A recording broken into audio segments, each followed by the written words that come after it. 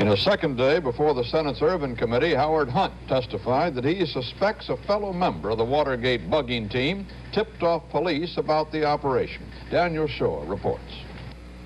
Wearing dark glasses today, the veteran spy expounded for Republican Senator Gurney his theory that the Watergate break-in was betrayed by wiretap monitor Alfred Baldwin acting as a double agent, a theory scorned by Chairman Irvin but not by Vice Chairman Baker. And Baker pursued possible links between political espionage operations and the CIA.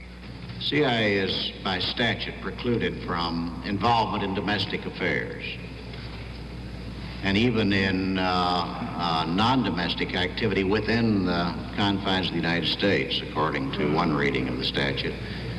Can you honestly say that in view of all the things I've described to you that the CIA was not involved in domestic activities?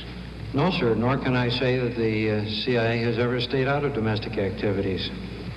Cautioned by Hunt that discussing CIA domestic activities involved national security, Baker said he'd go into that in executive session. Also, the missing contents of Hunt's White House safe that Hunt called political dynamite.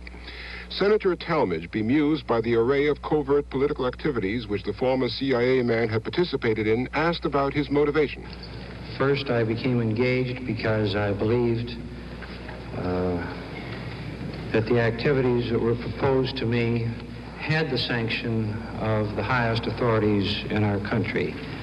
Secondly, my 26-year record of service to this country predisposed me to accept orders and instructions really without question, without debate.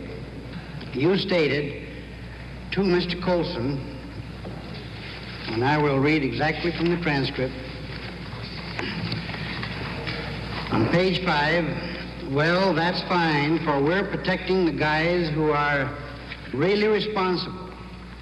Now, what did you mean by the guys? I met John Mitchell, Jeb Magruder, and John Dean.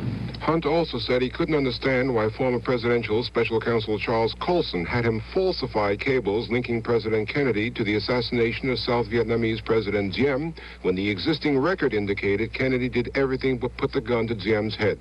And Hunt disclaimed knowledge when counsel Sam Dash said presidential aide Patrick Buchanan had turned down the assignment of going after Daniel Ellsberg. The next witness is presidential speechwriter Patrick Buchanan, who's told the committee staff that President Nixon adopted his strategy of knocking out Senator Muskie in the primaries and rejected the advice of Haldeman, Mitchell, and others to attack all Democratic candidates.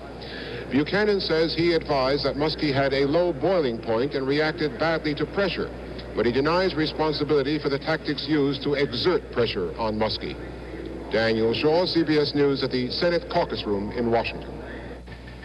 The Senate has sustained President Nixon's veto of the disaster loan bill. The president had called it too costly and unworkable. The vote of 59 to 36 was 5 short of the 2/3 required to override, and it was the 7th consecutive veto that Congress has upheld.